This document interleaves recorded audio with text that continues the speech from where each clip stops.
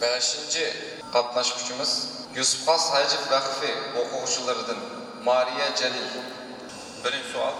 فَلَمَّا جَاءَتْ قِيلَ أَهَكَذَا عَرْشُكَ. أعوذ بالله من الشيطان الرجيم. بسم الله الرحمن الرحيم. فلما جاءت قيل أهكذا عرشك قالت كأنه هو وأوتينا العلم من قبلها وكنا مسلمين.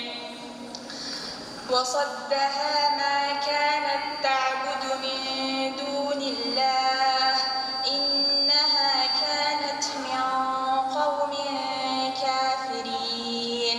قيل لها ادخل الصرح فلما رأته حسبته لجة وكشفت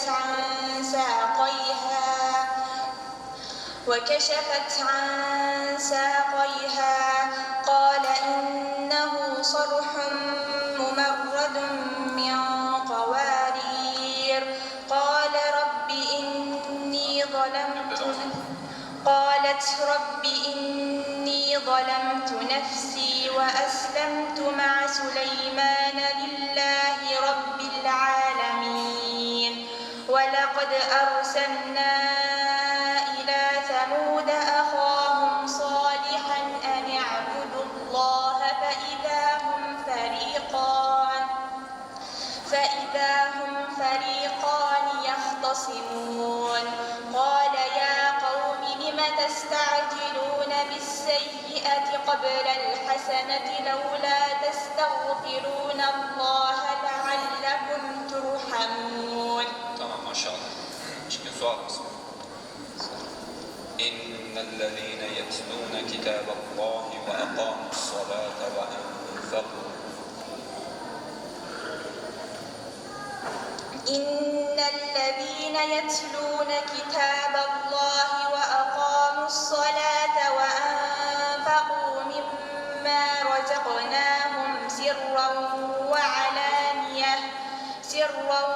وعلانية يرجون تجارة لن تبور ليوفيهم أجورهم ويزيدهم من فضله إنه غفور شكور. ليوفيهم أجورهم ويزيدهم من فضله إنه غفور شكور. هو الذي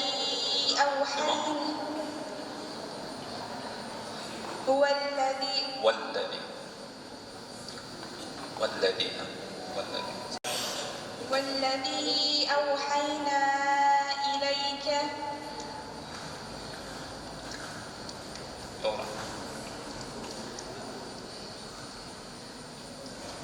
والذي أوحينا إليك من الكتاب هو الحق.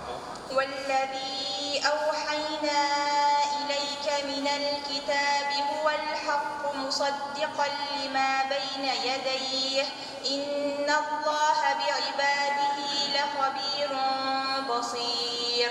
ثم أورثنا الكتاب الذين اصطفينا من عبادنا فمنهم ظالم لنفسه ومنهم مقتصد ومنهم سابق بالخيرات بإذن الله. ذلك هو الفضل الكبير. جنات عدن يدخلونها يحلون فيها من أساور من ذهب ولؤلؤا ولباسهم فيها حرير. Tamam. Kaç soru mu? 7. Soru Fatır. Bütün sualımız. زعم الذين كفروا أن لن يبعثوا قل بلى وربي.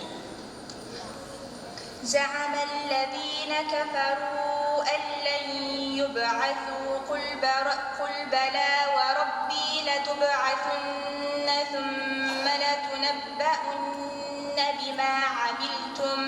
وذلك على الله يسير فآمنوا بالله ورسوله والنور الذي أنزلنا والله بما تعملون خبير يوم يجمعكم ليوم الجمع ذلك يوم التغابن ومن يؤمن بالله ويعمل صالحا يكفر عنه سيئاته ويدخله جنات